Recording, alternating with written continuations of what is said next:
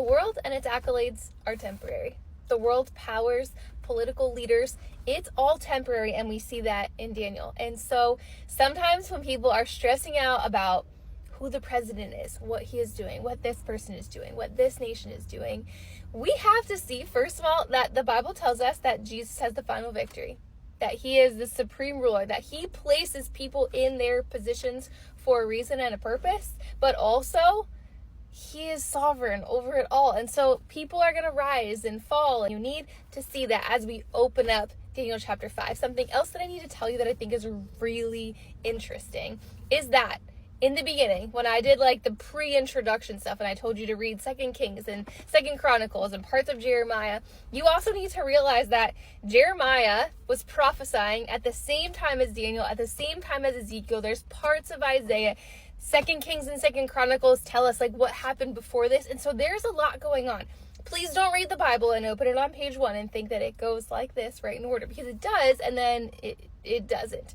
And in Ezekiel 40 to 48, we have this vision that Ezekiel has about this future temple.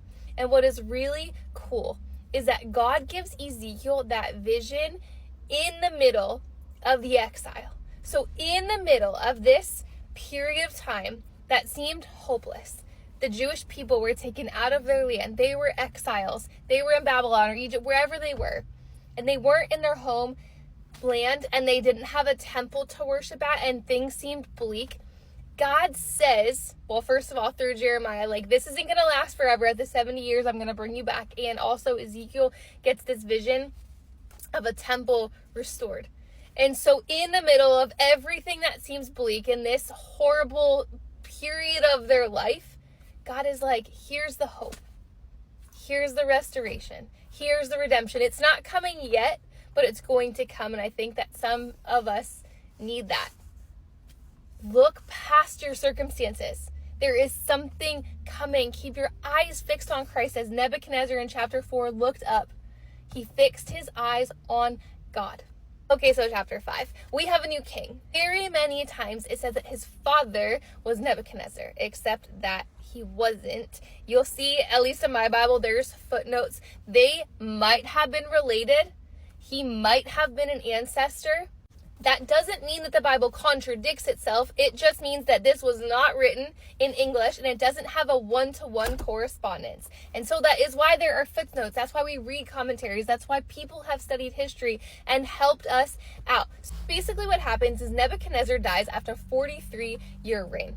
His son, we read this in 2 Kings 25, takes over the throne. He's assassinated by his brother-in-law. His name, I actually don't know how to pronounce, Nero Glazer, something like that. He rules for 4 years. He has a natural death. His son takes over. That doesn't last long because he is not fit to be king. And then we have this guy. His name is Nabonidus. He takes over. He is the official last king of Babylon, and we think that his son is actually Balthazar. This is the time where the Medo-Persian army is coming in. They are around the city. They're ready to attack. Right after this chapter, we're going to see different kings that are not Babylonian kings. And so a lot of people think that Nabonidus actually didn't live in Babylon, which is why later, when he is telling the wise men, the astrologers, all the people, like, I'm going to make you the third highest ruler in the kingdom, it's because Nabonidus would have been number 1, Belteshazzar would have been 2, and then we have whoever can interpret the dream, which we learn as Daniel. The setting is that they're having this great banquet, and there's lots of alcohol flowing. I think that the author wants you to realize, like, there's wine. This guy is drunk. He does is he uses the goblet from the temple, which they had raided and taken when they took over Jerusalem and its temple, and he uses them to drink out of, which is just so sacrilegious. But, like, he doesn't care at all. And suddenly, it says, the fingers of a human hand appeared and wrote on the plaster of the wall, which is cool, as archaeologists have unearthed and discovered walls that were made of plaster. Again, supporting what is happening here. And we see that the hand is writing something, but we won't know what it is until later in this chapter. But it shakes him in his boots. It says his knees are knocking, and he summons everybody. This reminds us of Nebuchadnezzar, but there's a difference because Nebuchadnezzar eventually came to faith and he did not. And so he summons everybody, and then nobody can tell him what the dream is. And then we see the queen, which we don't know who this queen is, but God has a way of putting his servants in the exact right place that he needs them to be. This reminds me of Esther. She's in the place she needs to be for such a time as this. And she says, hey, there's a guy. His name's Daniel. He can tell you exactly what that dream means. And so he summons Daniel. Daniel is not young at this point. Most commentators and scholars believe that Daniel was about 80 years old at this point, and then even a little bit older when he gets in the lion's den in the next chapter, which we'll do on Monday. And so he's not this young guy that we picture. This isn't like boom, boom, boom, boom, boom. He was taken in exile at like 15, 16, 17, 18, 19. There are big gaps that we have in this book. The funny thing too is Daniel is not impressed by the king. When the king is like, I'm going to give you everything, Daniel's like, no, I don't want any of your things. Here's what the dream means though. And I love that. Because Daniel recognized something really important. Worldly wisdom is always lacking. He's also not afraid to come at the king and be like, Nebuchadnezzar, he humbled himself. But you are proud and you have not humbled yourself. And I think this verse is so important and something that we need to recognize in our own lives. It says, you did not honor the God who holds in his hand your life and all your ways. What truth that's truth. God holds our life in his hands. He is sovereign over all things. And so we need to make sure that we honor him, that we respect him, that we give him the glory that he deserves and only he deserves. And Daniel's not afraid to tell him something that is going to not be good for him. And that's kind of crazy because kings had ultimate authority and ultimate power. And so going against them, telling them something that would have been detrimental, that like, hey, your kingdom is not going to last. It's going to be divided. Your reign's coming to an end. You have been found wanting, and the Medes and Persians are going to take over. Like the king could execute him for this. But instead, I don't know why, he's clothed in purple, he's given a gold chain, and he's proclaimed the third highest ruler in the kingdom. However, this is temporary because that very night, the king dies. And then we see another power take over. If you remember Daniel 2 talking about the statue, and the head is Nebuchadnezzar of gold of Babylon, and then the chest is of Medo and Persia, of silver.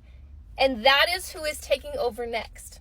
Those are the kings that are going to allow the people to go back out of exile and rebuild the temple, which I think might be where we go next after this book.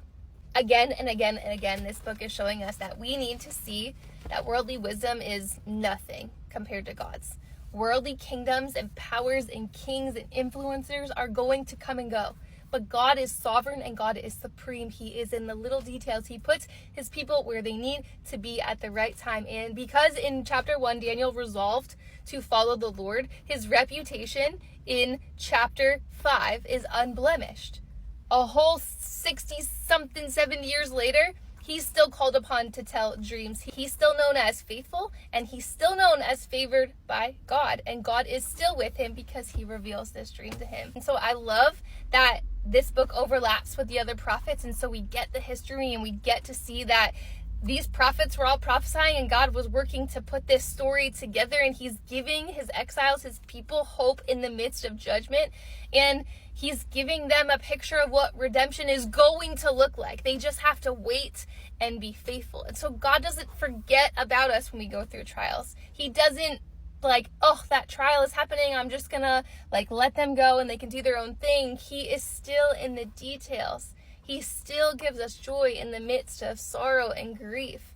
And he is a faithful God. When we call on him, he will answer. And I just love this. Reminder that we're not doing any Bible study this weekend on this book. And so we'll pick up Daniel 6 on Monday, which gives you 2 days to catch up, to watch these videos, to comment on them, to bring your friends along, to read 2 Kings 24 and 25 and 2 Chronicles, to read Ezekiel's prophecy in chapters 40 to 48, to read maybe parts of Jeremiah where Jeremiah is giving hope. He's also in the beginning telling the kings what's going to happen if they continue to rebel against Babylon. It's just beautiful and complicated and interwoven, and I love it. The Bible is so good. Every time you open it, you should learn something new. And so I love you guys, and I will see you Well, I'll see you this weekend. I'm going to post something, but it's just not going to be about Daniel. All right. Bye.